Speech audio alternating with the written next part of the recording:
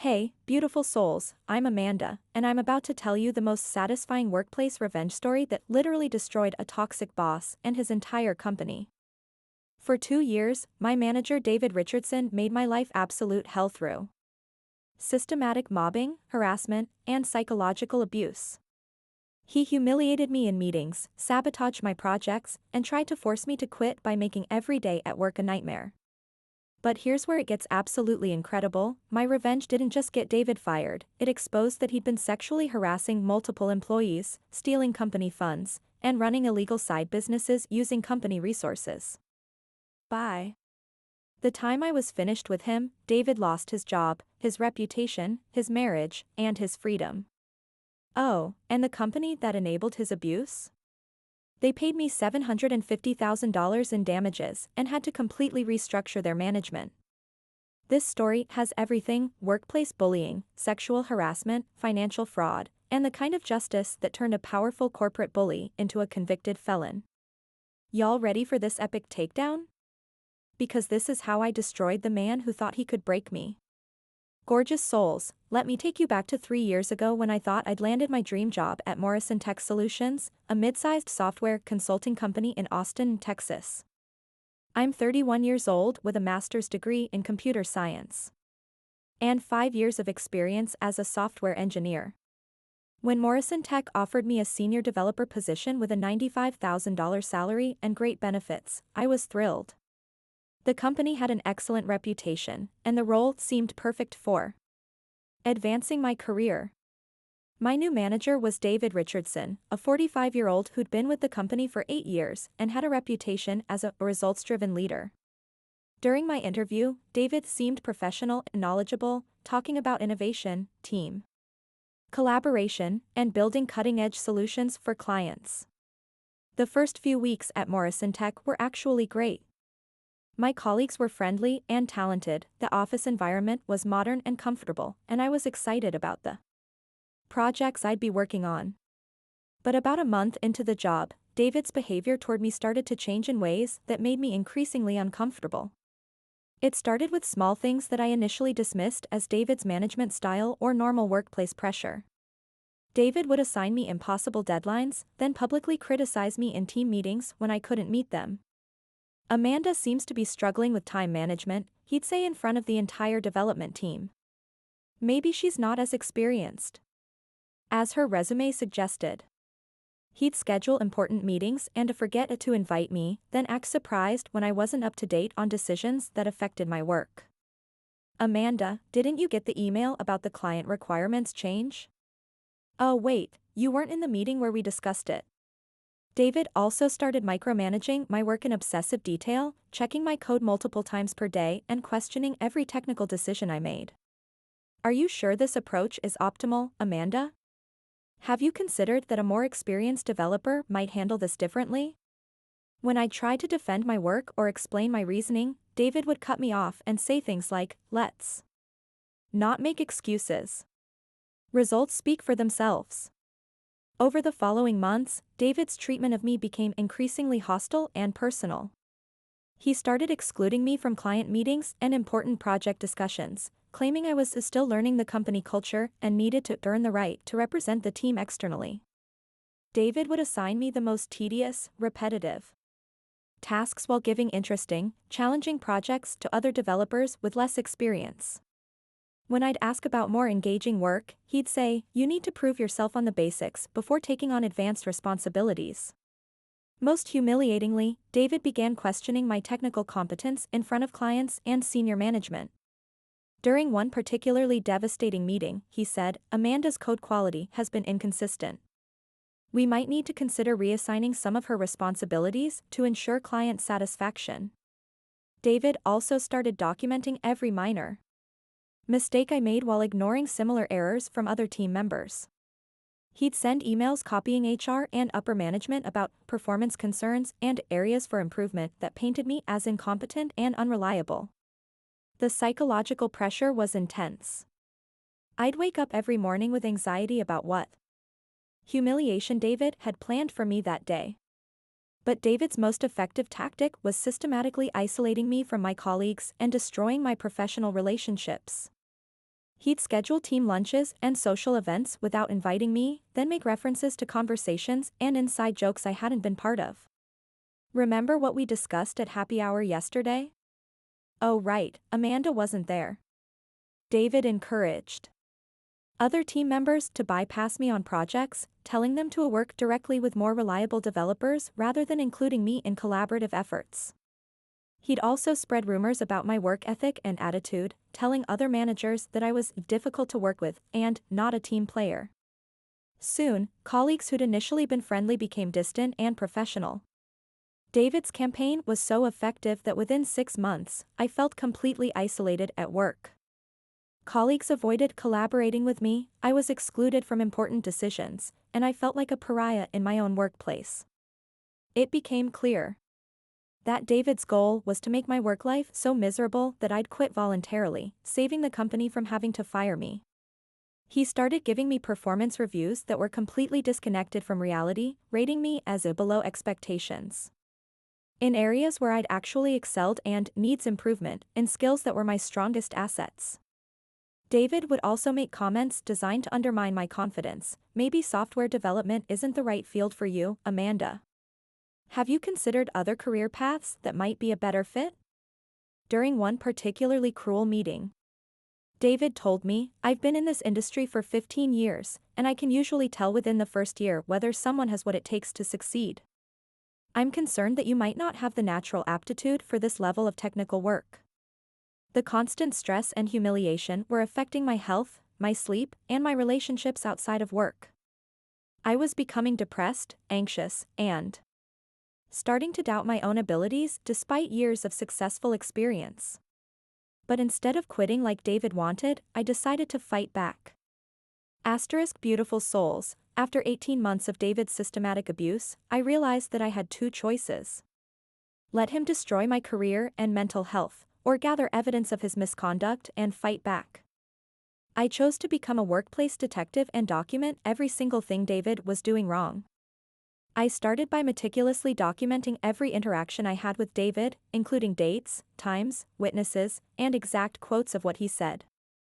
I began recording meetings with David using a small digital recorder, which was legal in Texas as long as one party to the conversation consents. I captured dozens of hours of David's abusive comments, unreasonable demands, and discriminatory behavior. I also started saving every email David sent me, particularly the ones where he criticized my work unfairly or excluded me from important communications. Most importantly, I began reaching out to other employees to see if David's abusive behavior was limited to me or part of a larger pattern. What I discovered was shocking and infuriating. Through careful conversations with current and former employees, I learned that David had been systematically targeting and driving out talented employees for years. Sarah Martinez, a developer who'd quit 6 months before I was hired, told me that David had used identical tactics against her: impossible deadlines, public humiliation, isolation from the team, and constant criticism of her technical abilities. David made my life so miserable that I had panic attacks every Sunday night thinking about going to work on Monday, Sarah told me. I finally quit because I couldn't handle the stress anymore, but I always regretted not fighting back. I also discovered that David specifically targeted women and younger employees, while protecting and promoting men who were less qualified but more willing to participate in his toxic culture.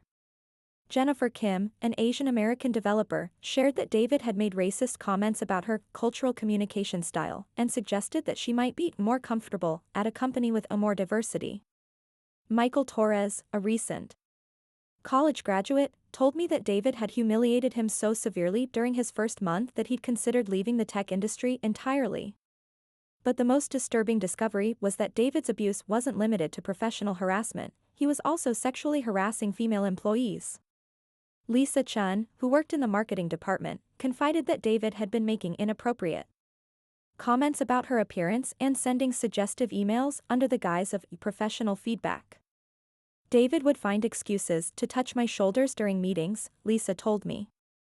He'd make comments about my outfits and suggest that I dress more professionally or more feminine, depending on his mood. When I tried to report it to HR, they said it was just David's direct communication style. Rachel Thompson, who'd worked as David's administrative assistant, revealed that David had propositioned her multiple times and retaliated against her when she refused his advances. David told me that my career advancement would depend on how flexible I was willing to be about our working relationship, Rachel said. When I refused to go to dinner with him, he gave me horrible performance reviews and eventually got me transferred to a different department. I realized that David wasn't just a workplace bully, he was a predator who used his position of power to abuse and exploit vulnerable employees. As I dug deeper into David's behavior, I started noticing irregularities in how he managed department budgets and company resources. David had been approving purchase orders for expensive software licenses and equipment that never seemed to arrive in our department. He'd also been scheduling business trips to conferences and client meetings that other employees weren't allowed to attend or verify. I started tracking David's expense reports and discovered that he was billing the company for personal meals, entertainment, and travel that had nothing to do with business purposes. Most significantly, I found evidence that David was running a side consulting business using company equipment, company time, and even company clients. David had been offering freelance development services to Morrison Tech's clients, essentially competing with his own employer while using their resources to do so. I discovered invoices from David's personal consulting company for work that should have been done by Morrison Tech employees, meaning David was double billing clients and stealing revenue from his own company. Armed with all this evidence, I contacted an employment attorney named Patricia Williams who specialized in workplace harassment and discrimination cases. Patricia was horrified by the scope of David's misconduct and confident that we had multiple strong legal claims against both David and Morrison Tech. Amanda, what you've documented isn't just workplace bullying, Patricia explained. We're looking at hostile work environment, sexual harassment, discrimination, and potentially criminal fraud. The company's failure to address these issues makes them liable for significant damages. Patricia helped me file formal complaints with the Equal Employment Opportunity Commission and the Texas Workforce Commission documenting David's harassment and the company's failure to protect employees. We also reported David's financial fraud to Morrison Tech's corporate headquarters and threatened criminal charges if they didn't take immediate action. But I wasn't satisfied with just legal action. I wanted David to face the same kind of public humiliation and professional destruction that he'd inflicted on so many employees. Gorgeous souls, legal action was just the beginning of my revenge against David. I wanted him to experience the same isolation, humiliation, and career destruction that he'd inflicted on me and so many other employees. So I launched a comprehensive campaign to expose his crimes and destroy his professional reputation. First, I compiled a detailed report documenting David's harassment, discrimination, and fraud, complete with recorded conversations, email evidence, and testimony from multiple victims. I sent this report simultaneously to Morrison Tech's CEO, the board of directors, the head of human resources, and the company's legal department. The report was 47 pages long and included specific examples of David's abuse, financial evidence of his theft, and documentation of the company's failure to address employee complaints. Within 24 hours of receiving the report, Morrison Tech CEO called an emergency meeting with the board of directors to discuss what they called a significant liability issue.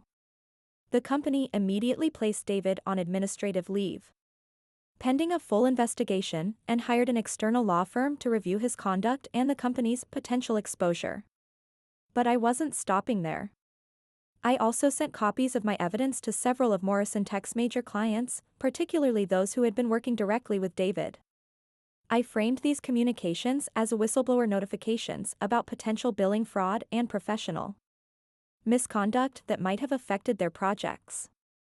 TechCorp Industries, Morrison Tech's largest client, immediately launched their own investigation into whether David had been overcharging them or providing substandard work. Data Systems LLC discovered that David had been billing them for work that was actually performed by junior developers at a fraction of his hourly rate. GlobalSoft Incorporated found evidence that David had been using their confidential information to bid on competing projects through his personal consulting company. Within 2 weeks, 3 major clients had terminated their contracts with Morrison Tech, citing concerns about management integrity and billing transparency. Next, I shared David's recorded harassment with professional networks and industry associations. I posted anonymous reviews on Glassdoor detailing David's abusive management style and the company's failure to protect employees from harassment. I also shared my story with tech industry bloggers and journalists who covered workplace culture issues in the Austin tech scene. Tech Austin, a popular local industry publication, ran a story about workplace harassment in mid-sized tech companies that featured anonymized details about David's conduct. The Austin Women in Tech group circulated warnings about David within their professional network, ensuring that his reputation for harassment became widely known among potential future employers. Several professional conferences removed David from speaker lineups after learning about the harassment allegations. Meanwhile, the financial fraud evidence I'd gathered resulted in a criminal investigation by the Travis County District Attorney's Office. Prosecutors discovered that David had stolen over $85,000 from Morrison Tech through fraudulent expense reports, fake vendor payments, and his illegal side business. David was arrested at his home on charges of embezzlement, fraud, and theft, with the arrest covered by local news outlets. The mugshot and arrest story were picked up by industry news sites, ensuring that David's criminal charges became widely known throughout the tech community. David's wife filed for divorce within a week of his arrest, citing the humiliation and financial damage caused by his criminal behavior. Morrison Tech found themselves in an impossible position. They were facing multiple lawsuits, criminal investigations, and the loss of major clients. The company's stock price dropped 15% in the week following David's arrest and the client departures. Morrison Tech CEO was forced to send a company-wide email acknowledging serious management failures and promising comprehensive reforms to prevent future misconduct. The company hired an expensive crisis management firm to try to repair their reputation, but the damage was extensive and ongoing. Several other employees came forward with additional harassment complaints against David and other managers, leading to more investigations and potential lawsuits. Morrison Tech's insurance company threatened to cancel their professional liability coverage due to a pattern of management misconduct that created excessive risk exposure. Beautiful souls, watching David's life completely implode was more satisfying than I could have ever imagined. The man who had spent 2 years trying to destroy my career and mental health was about to lose everything he'd built over decades. David's criminal trial lasted 3 weeks and was covered extensively by local media. The evidence against him was overwhelming: bank records, recorded conversations, forged documents, and testimony from multiple victims painted a picture of a man who had systematically abused his power for personal gain. David was convicted on all charges and sentenced to 4 years in prison plus restitution of $85,000 to Morrison Tech. The judge called David's crimes a betrayal of the trust placed in him by his employer and employees, and noted that his pattern of harassment and abuse had caused lasting trauma to numerous victims. David's professional certifications were revoked, and he was banned from working in financial management positions for 10 years after his release. Meanwhile, my civil lawsuit against Morrison Tech resulted in a settlement that exceeded even my attorney's expectations. Morrison Tech agreed to pay me $750,000 in damages for the hostile work environment, discrimination, and emotional distress I'd suffered under David's management. The settlement also included a comprehensive non-disclosure agreement that prevented Morrison Tech from making any negative statements about me or my work performance. Additionally, Morrison Tech agreed to implement mandatory harassment training for all managers and establish an independent ombudsman program for employee complaints. The settlement amount was reported in industry publications as one of the largest workplace harassment settlements in Austin tech history. But my victory wasn't just personal, it opened the door for other victims of David's abuse to get justice. Sarah Martinez, Jennifer Kim, Lisa Chen, and 6 other former employees filed their own lawsuits against Morrison Tech, citing the precedent set by my case. Morrison Tech settled all of these cases for a total of over $2 million in additional damages. The company also had to pay substantial legal fees, investigation costs, and regulatory fines related to their failure to address workplace harassment. David's victims finally had their experiences validated and received financial compensation for the trauma he'd inflicted. The scandal forced Morrison Tech to completely overhaul their management structure and corporate culture. The CEO and two other senior executives were forced to resign due to their failure to address David's harassment. The company hired a new management team specifically focused on creating a harassment-free workplace culture. Morrison Tech lost over 40% of their revenue due to client departures and had to lay off nearly half their workforce. The company's reputation in the Austin tech scene was permanently damaged, and they struggled to attract quality employees and clients for years. As for me, the settlement money allowed me to start my own software consulting company, focusing on helping businesses build better workplace cultures and harassment prevention systems. My experience with David gave me unique insights into how workplace bullies operate and how companies can better protect their employees. I've become a sought-after speaker on workplace harassment prevention and have helped dozens of companies improve their management practices. My consulting business is now more successful than I ever was as an employee, and I have the satisfaction of knowing that my work is helping prevent other employees from experiencing what I went through. I've also become an advocate for other workplace harassment victims, helping them document abuse and pursue legal action against toxic employers. David is currently serving his prison sentence and will be released as a convicted felon with no prospects for returning to the tech industry. His wife divorced him and received most of their assets in the settlement, leaving David financially ruined. David's professional network completely abandoned him after his criminal conviction became public. He occasionally sends letters from prison asking former colleagues for help with job prospects after his release, but no one responds. The man who once wielded so much power over his employees' lives is now powerless and facing an uncertain future as a middle-aged ex-convict. I learned that workplace bullies are often hiding much darker secrets, and that standing up to abuse can expose corruption that goes far beyond what you originally experienced. David thought he could use his position of power to destroy my career and break my spirit. Instead, his abuse led to his own destruction and created justice for everyone he'd victimized. That's how you handle a toxic boss, y'all. You document everything, gather allies, and expose their crimes in ways that destroy their ability to hurt anyone else. Sometimes the best revenge comes from simply shining a light on the truth and letting justice take its course. And beautiful souls, if this story resonated with you, if you've dealt with workplace harassment or toxic bosses in your own life, I want you to know that you have more power than you think. Documentation, persistence, and the courage to speak truth to power can bring down even the most entrenched workplace bullies. If you want to hear more stories like this, more tales of workplace justice, toxic boss takedowns, and career revenge, make sure you hit that subscribe button and ring the notification bell. I post new revenge stories every week, and trust me, y'all are not ready for some of the corporate drama I have coming up. Your support means everything to me, gorgeous souls. Every like, every comment, every share helps me reach more people who need to hear these stories. Because sometimes, knowing that someone else stood up to a workplace bully and won is exactly the inspiration we need to find our own courage. So smash that subscribe button, leave me a comment telling me about your own experiences with toxic bosses, and let's build a community of people who refuse to be victims of workplace abuse. I'll see you beautiful souls in the next story, and remember, you don't have to accept abuse just because someone has power over you, and karma has a way of catching up with people who destroy others for their own gain.